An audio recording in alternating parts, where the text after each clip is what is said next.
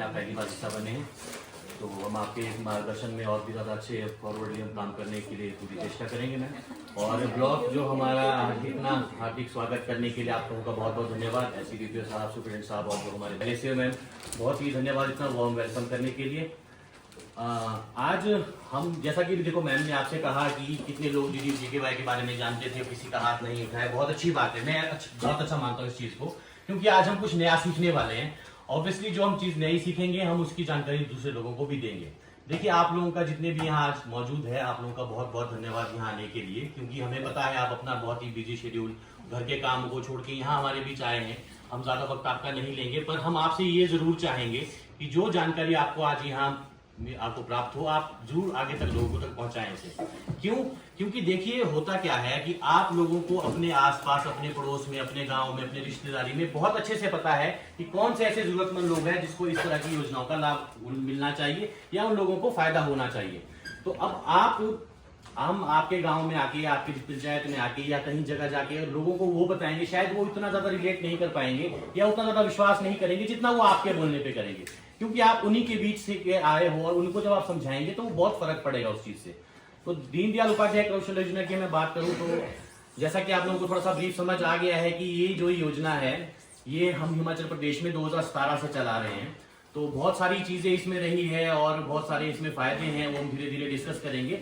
जैसा मैम ने आपको कहा है कि मैं जरूर चाहूंगा कि ऐसा ना हो ये सेशन की मैं यहाँ से बोलूं या हम यहाँ से बोले और आप लोगों की तरफ से कोई ना रिव्यू हमें आए। आप प्लीज जितना ज्यादा हम इंटरेक्ट करेंगे, जितना एक दूसरे से हम बात करेंगे, चीजें उतनी ज्यादा क्लियर और आसान हो जाएगी। तो मेरा सबसे आग्रह रहेगा कि प्लीज आप लोगों को जब लगे आप क्वेश्चन पूछ सकते हैं, कुछ भी आपको कहीं भी किसी तरह का डाउट हो प्लीज आप हमसे पूछ सकते हैं। देखिए, जहां तक हम योजना की बात करें तो हिमाचल प्रदेश हम इसे 2017 से चलाए रहे हैं और जो पूरे प्रदेश इंडिया की मैं बात करूं तो 2014 से ये स्कीम चल रही है। अब मैं थोड़ा सा आपको पूरा वहां पे पीछे ले जाना चाहता हूं कि क्यों ये स्कीम आई थी, क्या इसका मकसद था।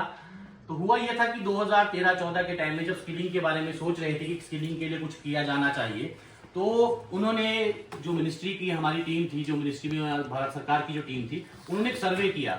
तो उन्होंने सब जगह जाकर जो बड़े बड़े स्टेट्स हैं हमारे, गुजरात, छत्तीसगढ़, मध्य प्रदेश और महाराष्ट्र की जगह जाके उन्होंने जब देखा तो उन्होंने देखा कि लोगों को जरूरत है स्किलिंग की, लोग कुछ करना चाहते हैं, परंतु आर्थिक और सामाजिक अभाव इतना है कि लोग कॉपी और पेन तक खरीदने के पैसे नहीं है ऐसा। हमारी टीम एक बार जब छत्तीसगढ़ विजिट की थी, हमने वहां देखा कि सच में वहां इतना, हम लोग तो चलो शिमला में, हिमाचल में रहते हैं और सोलन और शिमला वाला एरिया जो हमारा है, तो हमारा तो कोई इशू है नहीं इस तरह का। पूरे हिमाचल में ऐसा कोई इशू नहीं है कि कहीं कोई खाने की प्रॉब्लम है किसी को या इतनी ज्यादा गरीबी है, यहाँ ऐसा कुछ नहीं है। परंतु अभाव हमें यहाँ अपॉर्चुनिटीज का है। वो अपॉर्चुनिटीज हमें लोगों तक पहुंचाने की अवसर जो हम बात करते हैं, हमारा जो इस योजना की थीम लाइन वो यही है कि रोजगार तलाशते युवाओं के लिए सुनहरा अवसर। तो इसमें क्या है, अब हम धीरे धीरे इस बारे में डिस्कस करेंगे। सबसे पहले आप इसमें ये समझिए कि ये जो स्कीम है, मैंने जैसा कहा कि 2014 से पूरे इंडिया में लॉन्च हुई थी और हिमाचल में हम इसको 2017 से कर रहे हैं। तो इसका जो मकसद वो यही है कि हमारे ग्रामीण युवा, एक बार ध्यान दीजिएगा कि ये जो योजना है सिर्फ ग्रामीण लोगों के लिए है, हमारे ग्रामीण युवाओं के लिए है। हमारे ऐसे ग्रामीण युवा जो आर्थिक या सामाजिक कारणों की वजह से आगे की पढ़ाई नहीं कर पाए या कोई बड़ा टेक्निकल कोर्स नहीं कर पा रहे हैं, उन लोगों को मुख्य धारा में जोड़ने के लिए और रोजगार के अवसर दिलाने के लिए इस योजना का उद्गम हुआ था। इसका जो मैंडेट है वो ये है कि इसमें, जैसा कि आपको ने बताया कि मैम बता रहे थे कि 15 से 35 वर्ष इसमें आप पढ़ रहे होंगे, 15 से 35 वर्ष आयु है, पर 18 से 35 हम इसलिए बोलते हैं क्योंकि जो हमारा श्रम कानून है, जो लेबर एक्ट है, वो कहता है कि मिनिमम जो आप बच्चे को नौकरी करने के लिए जो उसकी आयु होनी चाहिए वो 18 वर्ष होनी चाहिए। कि जो भी ट्रेनिंग का रहता है वो पूरी तरह से निःशुल्क है। बच्चों को और बच्चों के माता पिता को किसी भी तरह का कोई आर्थिक बोझ ना हो, ये सुनिश्चित करते हुए कि इसमें एक भी रुपए का खर्च यहाँ पर नहीं होता है। 3 से लेकर 12 महीनों की अलग अलग ट्रेनिंग होती है।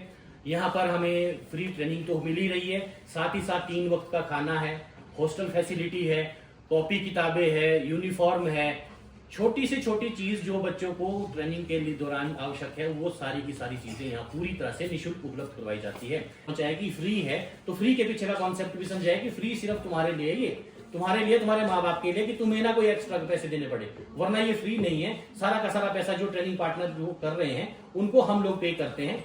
वो किस पर, वो प्लेसमेंट के बेसिस पे होता है, रोजगार के बेसिस पे होता है, वो मैं आपको आगे बताऊंगा थोड़ा सा। और जो दूसरा ये भी है, जो भी ट्रेनिंग हमारी हो रही होती है, ऐसा नहीं है कि कोई भी ट्रेनिंग इंस्टीट्यूट कल को खुल जाएगा, यहाँ छोटा सा एक टपरी पे खोल दिया और ट्रेनिंग करवा दी, नहीं। बाकायदा जो ट्रेनिंग सेंटर खुलेगा वो भारत सरकार द्वारा मान्यता प्राप्त होगा।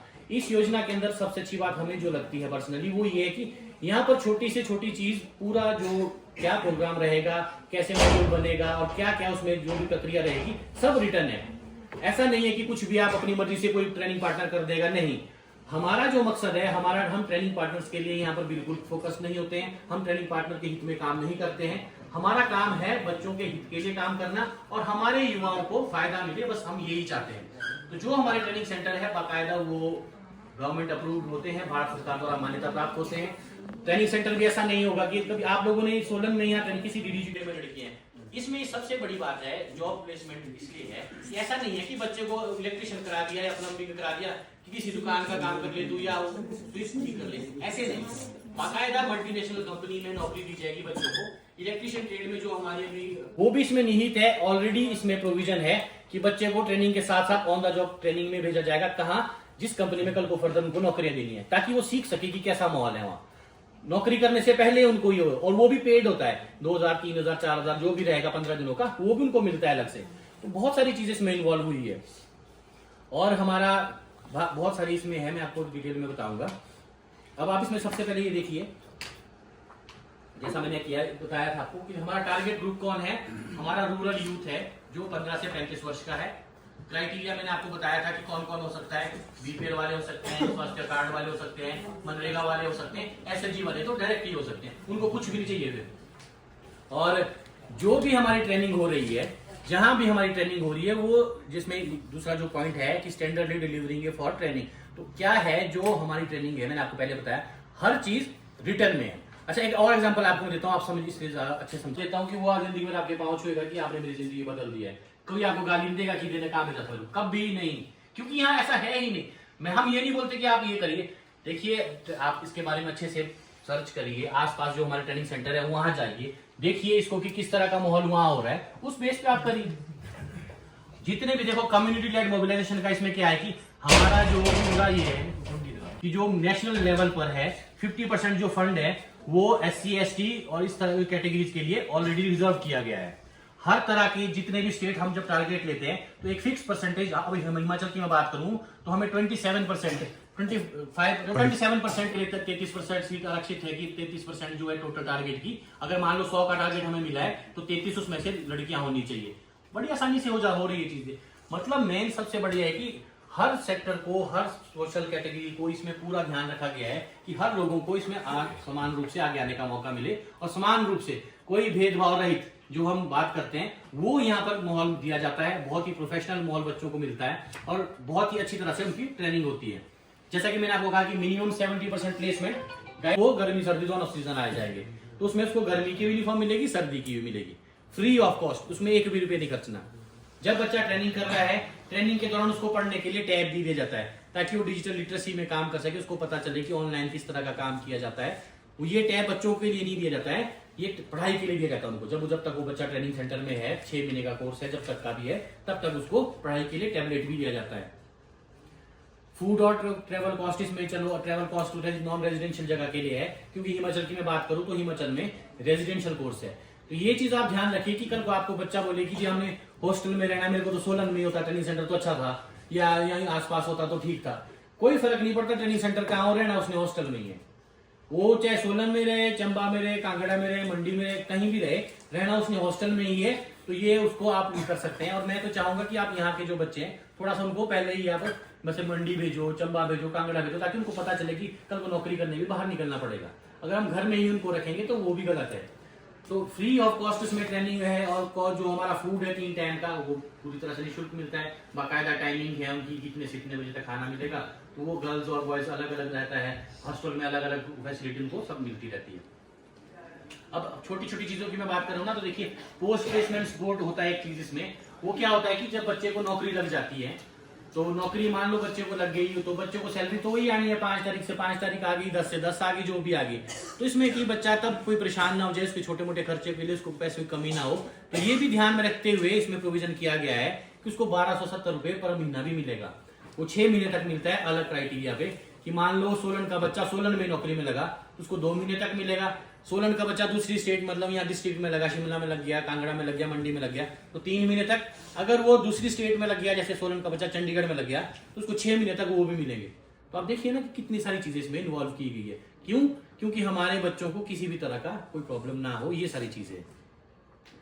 बाकी 1 टाइम ट्रेवल कॉस्ट भी जिसमें अप टू 4500 रुपए तक, मतलब कि जब बच्चों को रोजगार पे लाया जाता है तो भी ऐसा नहीं है कि बच्चों के माँ बाप को बोलेंगे कि इनको हम मंडुआ ले जा रहे हैं जी, गुजरात ले जा रहे हैं या मुंबई ले जा रहे हैं, तो आप उनके क्या बोलते हैं जहाँ फ्लाइट का पैसा दो, ट्रेन का पैसा दो, नहीं, वो भी इन्वॉल्व है। 4500 रुपए तक का टिकट जो है वो उनको करना पड़ता है। वो ऐसा नहीं है कि वो अपनी जेब से कर रहा है कोई, ये जो है वो हमसे क्लेम करते हैं, डिपार्टमेंट से क्लेम करते हैं, डिपार्टमेंट उनको पैसे बेयर करता है, पर इस शर्त पे कि हमारे बच्चों को पूर्ण सुविधाएं मिले।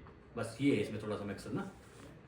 तो ट्रेड्स आ जाएंगे तो हम सभी ब्लॉक्स में वो ट्रेड्स की लिस्टें भेज देंगे और कौन सी हमारी पीआईए, आप एक तरह से ये मानो हमारे ट्रेनिंग इंस्टीट्यूट जो हैं वो कौन कौन से होंगे वो हम आपको प्रोवाइड करवा देंगे। जो कोई भी इच्छुक होगा, हम एलएससीओ मैडम और एससीबीपीओ में यहाँ इनसे रेगुलर इन टच रहेंगे और आप लोगों को वो फर्दर पंचायतों में भी उपलब्ध करवा देंगे। आपने कम्युनिटी का जो इन्होंने अभी महत्वपूर्ण रोल बताया है वो आपने वहां पर निभाना है, एक बच्चे को सही दिशा देकर। ये देखिए, प्रशिक्षण से परिवर्तन तक ये हमारी कौशल, सफलता और आत्मनिर्भरता की कहानियां हैं। इसमें देखो, मैं आपको वैसे ही एक पेज रैंडमली खोल रही हूँ। हाँ, ये दिखाएंगे कि वही बच्चे बता रहे हैं कि मैं क्या था और कहाँ पहुंचा हूँ। अब देखिए आपके से ये पहला ये लड़का है, इसकी सैलरी आप देखेंगे 34,000 रुपए कमा रहा है ये, और यही सोलन में लगा हुआ है जियो फाइबर में। तो अब देखिए आप कितनी अच्छी बात है। और दूसरा हमारी एक लड़की है शिवानी, बिलासपुर की कोई, ये लगी है सीपी मॉल चंडीगढ़ में, 22,000 रुपए इसकी सैलरी, स्टार्टिंग सैलरी। क्योंकि ये लड़कियां थोड़ी ऐसी थी कि ये हाईली क्वालिफाइड थी, तो इनको स्टार्टिंग सैलरी इतनी मिल गई। अब 10th का बच्चा है, +2 का बच्चा, उस बेस में उसको सैलरी उस हिसाब से मिलती है। तो अब देखिए ना, 34,000, 22,000, ये हमारे देखो और बच्चे हैं, कुछ किन्नौर की लड़की है दीक्षा रानी, तो इसकी सैलरी 15,000 है, प्लस सब facility management service private limited, Chandigarh में काम कर रही है। ये भी बहुत सारी ऐसी, जैसे मैंने कहा इस बुक में हमने पूरा ऐसा बनाया गया है। ये यही हम बल्कि ब्लॉक में ही छोड़ के जाएंगे ये जी हमारी ओर से। अब आप ये देखिए हमारे सफलता की कहानियां हैं। देखो आप देख रहे हैं, 15,000, 17,000, 22,000 सैलरी मिल रही है बाकायदा। ये ऐसा नहीं है कि हमने लिखने को भेज दी यहाँ पर, नहीं, इनके सैलरी सर्टिफिकेट आते हैं हमारे पास, उसके बेस पे बनी ये स्टोरीज है ये।